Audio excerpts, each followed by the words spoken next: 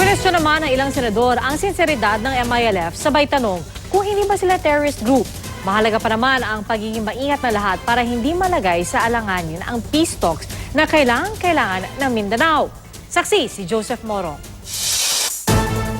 Naghirap po ang tao namin, ma'am. All my life, pinanganak po ako, martial law. Ayoko pong mawala itong opportunity. And I respect and I have commended the President in the two statements that he had. Hindi po tama na ngayong point na ito ay mawala pa itong opportunity ng peace. Halos maluha sa kanyang muling pagharap sa Senado si MILF Ceasefire Committee Chairman Racid Ladyasan. Todo tanggi siya sa aligasyong terrorist group ang MILF dahil sa umano'y pagkakanlong umano ng MILF at ng BIFF sa mga teroristang sina Marwan at Usman. Iba kasi ang paniwala ng ilang senador at ng PNP.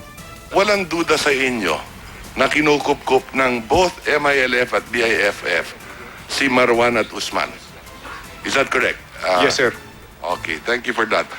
Walang duda rin ba sa inyo na ang tinetraining nila ay parehong grupo ng BIFF at MILF? Highly possible, sir. Highly possible. At walang duda sa inyo na MILF at BIF din ang pumatay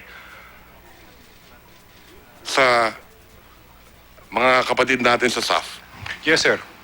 Si Senador Alan Peter Cayetano may PowerPoint presentation pa para ipakita ang umano'y terror activities ng MILF mula dekada 90 hanggang 2000. In the MILF's Abu Bakar complex in Mindanao, Al-Qaeda organized and funded training camps on central Indonesian island.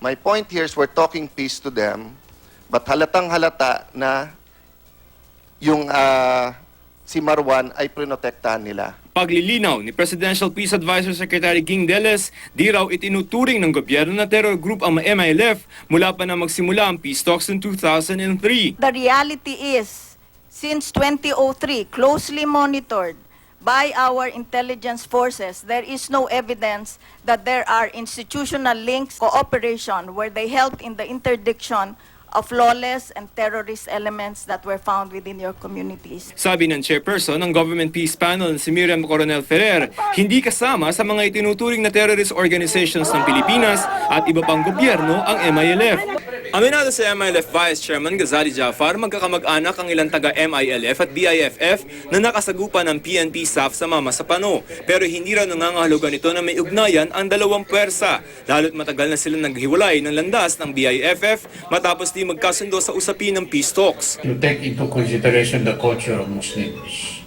na very strong hanggang ngayon yung tawag blood is thicker than water.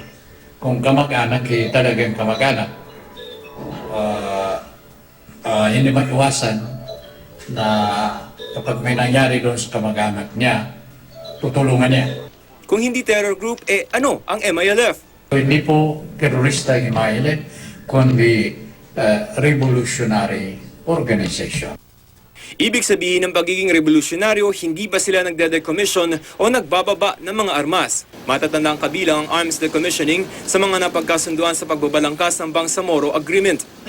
Until the peace agreement is fully implemented, we will remain to be a revolutionary organization. Ang pahayag na yan ikinabahala ni Senador Bongbong Marcos. Can we now assume that we are still at war with the MILF? Rather alarming. Nasa gitna pa siya nasa transition pa lang siya Yung kaya sinasabi nga ni Ginoong Iqbal dyan, yung isang paa niya nasa ilalim, yung isang paa nasa labas. Kailangan madala nila yung isang paa nila pareho sa labas. Pinunapa ni Senadora Pia Cayetano ang bagal daw ng pagtugon ng MILF sa hiling ng gobyerno na ibalik ang mga nakuhang armas at kagamitan mula sa mga nasawing SAF troopers.